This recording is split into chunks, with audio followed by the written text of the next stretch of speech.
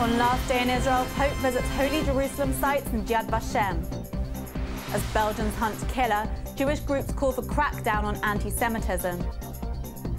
Egyptians take to voting booths as Sisi poised to take power. And Yemen is the latest country to join the happy video craze.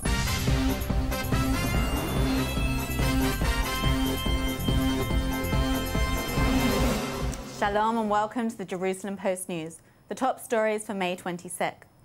Pope Francis is set to leave Israel today after spending his last day visiting holy sites in Jerusalem and Yad Vashem. In questo luogo memoriale della Shoah sentiamo risuonare questa domanda di Dio. Adamo, dove sei?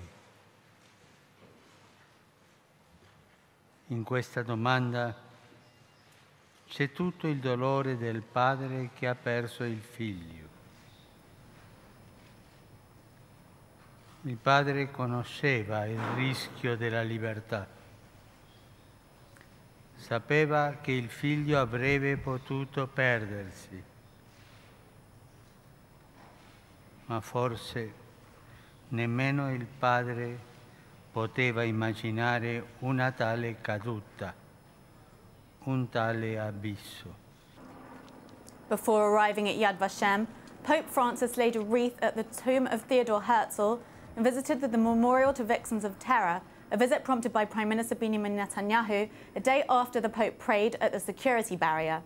During his visit with the Grand Mufti of Jerusalem at the Temple Mount, Pope Francis called upon Christians, Jews and Muslims to respect one another as brothers and sisters. He then continued on to the Western Wall, where he was met by Rabbi of the Western Wall, Shmuel Rabinovich. 2 days after an attack on a Jewish museum in Brussels, police are still hunting for the gunman. Saturday's attack left 4 people dead, including an Israeli couple. Security camera footage of the killer, who authorities believe acted alone, was released by police yesterday afternoon. In the video, the assailant can be seen carrying a large bag and wearing a baseball cap as he walks up to the entrance of the museum and arms himself with a rifle. On the heels of the attack, Jewish groups from around the world are calling for a crackdown on anti-Semitism.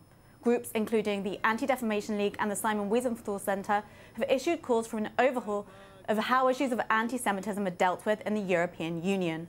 They believe that not enough is currently being done to combat a rising tide of hate that has led some to question the continued viability of Jewish life in Europe. Belgium has raised its terror alert to its highest level. Egyptians began voting today in a presidential election expected to sweep former Army Chief Abdel Fattah al-Sisi into office. Al-Sisi's expected victory would revive strongman rule 3 years after a popular uprising raised hopes of democracy free from military influence. Voters cast ballots at heavily guarded polling stations from 9 a.m. this morning.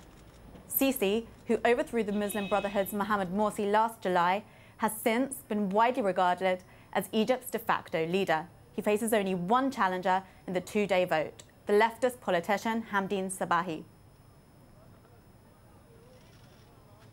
And the happy video craze has finally come to Yemen, a war-torn country and one of the poorest in the Middle East.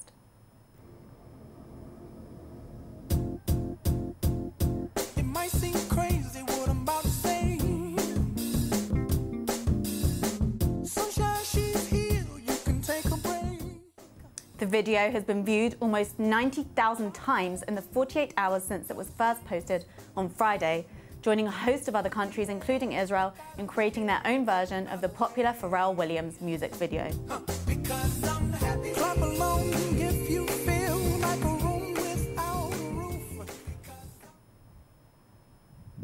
That's it for today. We'll be back tomorrow with more news from Israel. Until then, shalom from the Jerusalem Post studio.